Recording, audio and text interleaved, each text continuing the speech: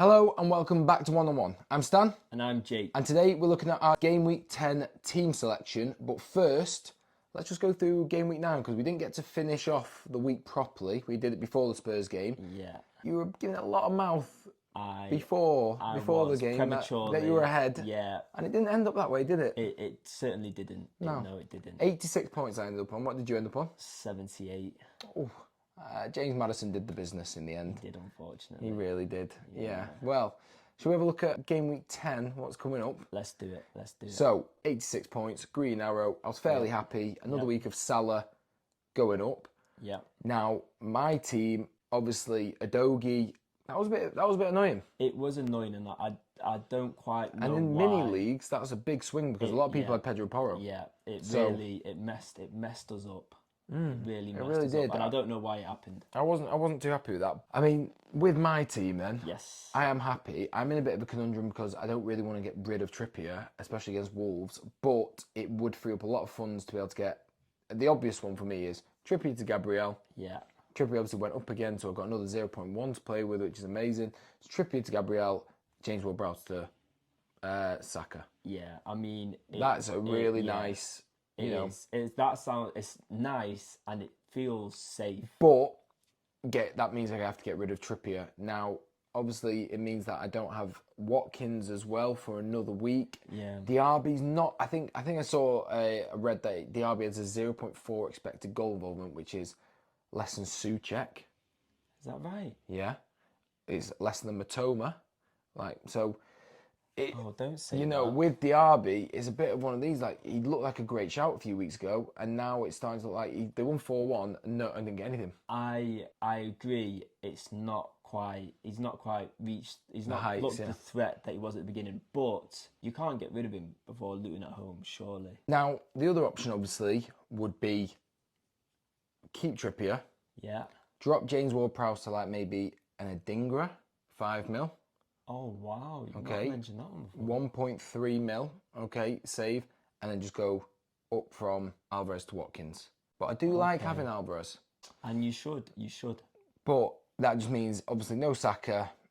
I can still keep Trippier. It's just you have to then go, right, do you prefer Trippier, Adingra, Watkins, or do you prefer Gabriel, Saka, Alvarez?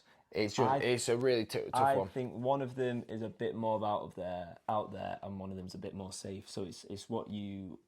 I mean, would I lie and say I didn't consider getting rid of Haaland to Watkins for a week? I know you didn't. But it would be hard to get back because I'd want Saka as well, and it would make it tough. But here we are. So there's food for thought. Yeah, I do think I will end up going with Gabriel.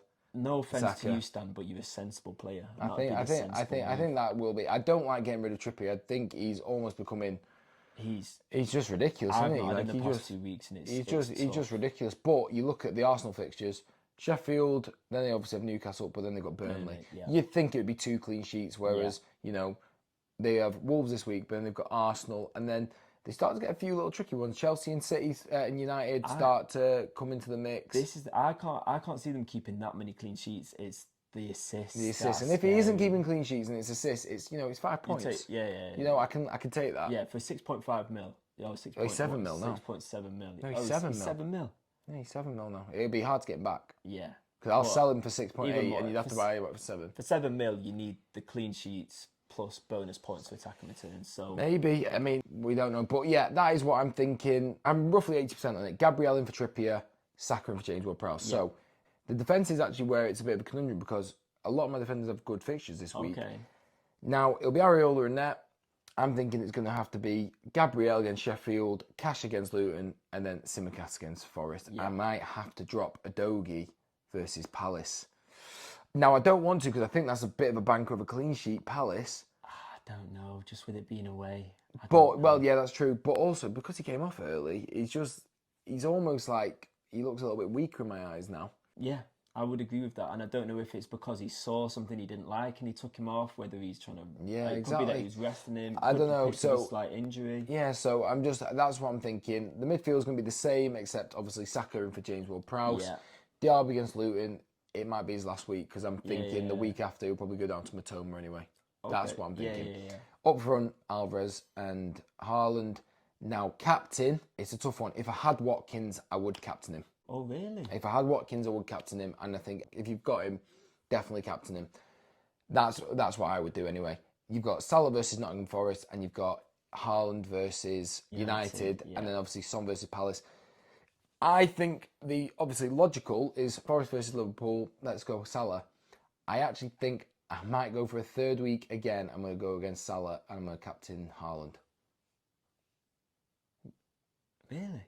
United are absolutely bobbins. They are, but the one thing they're not doing is conceding that many goals. Because they've also had the easiest run going. Yeah, and they shouldn't have conceded a single goal. I think they are going to get absolutely battered. So you see it all the time. Everyone always goes for the easiest fixture, and someone blanks.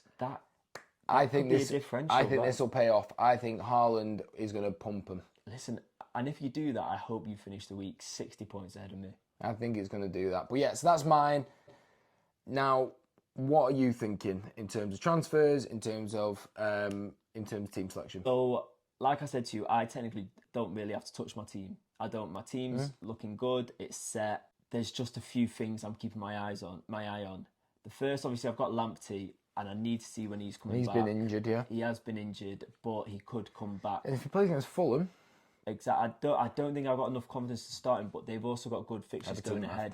For 3.9 mil with easy fixtures, and he can get forward, right back, left back, depending when Estupiñán's back. So he could be brilliant, or I could do a similar thing and play it safe and just move up to a Gabriel and still have some money left.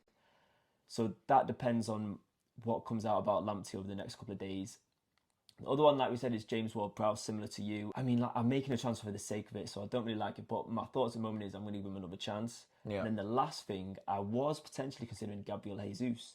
Nice. Because they've got, obviously, them runs coming up. And obviously, he had a good game last night. However, he's also got the second highest expected goal involvement. Well, he went off with a hamstring injury last night. Right. But then that made me think, Eddie Nketiah. If he's playing, he scores. Well, this is the thing. If he plays, and with that Sheffield United game at home this weekend, Newcastle and Burnley. Newcastle with Burnley, if he plays up front, it could be a great shout. But 100%. then, are we convinced he could put Trossard up front? He could put Havertz up front. Yeah. So have I got the guts to do it? Do I really need to do it? No. My team's very well set. So again, I don't think I'll do it. But I'll keep my eye on it. It's just things I'm keeping my eye on. As I mentioned, I'm pretty happy set with my team. So as it stands, same as you, Areola in net. My back three picks itself, really, so I'm going to have Cash against Luton, Udogie against Palace, and Van Dijk against Nottingham Forest. So I think in that aspect, we're pretty similar. Midfield, playing all my midfielders, Diaby, Ward-Prowse, Saka, Son, Salah. Love it. Nice. Two players, Diaby and Ward-Prowse, the two I've got my eye on, need to do something. Up front. To be fair though, Everton, Ward-Prowse, it could be a great one for him. It really could be. It could be great for him. I might be being hasty getting rid of him. You could, or it could be a massive stroke. Maybe. Up front, as much as I'm scared of him finally turning up, Haaland's on my bench. I'm going Darwin, Watkins up front. It's a good call. And that's where, so on the bench, I've got Anderson, who's got Spurs. I don't want to play him. Bothered, yeah. Haaland, who's obviously got City. I'm taking my City biased out of it and just thinking, I agree. Don't do anything. And Lamptey, because of the injury, don't know what's going on.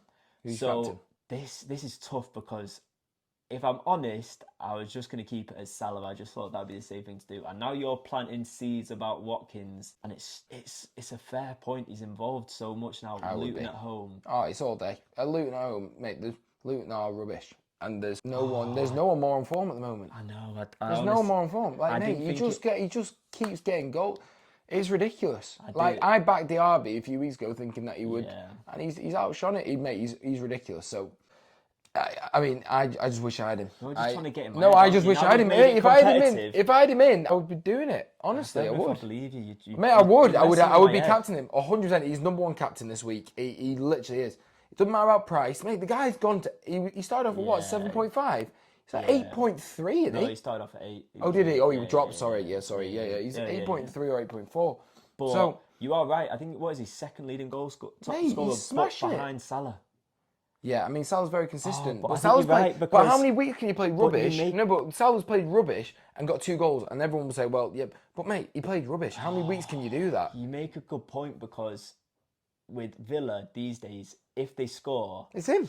It's him. What is either assist or scoring. Mate, there's the chance that if Liverpool score, you've got Darwin. I'm worried about this week. I think it could be a massive hit not having him, and I'm really hoping Alvarez does something for me. I'm hoping United get absolutely steamrolled. I will be celebrating when City steamrolled them, like I did last year when they beat them 6-3, and I had Foden and Haaland in, I was cheering. Yeah. So you're a terrible Alvarez. I'm not a United fan. Alvarez. I'm a fantasy football fan, and I have no United players in my team. I have nothing to gain from United winning. I have everything to gain from City winning. So please, McGee's watching.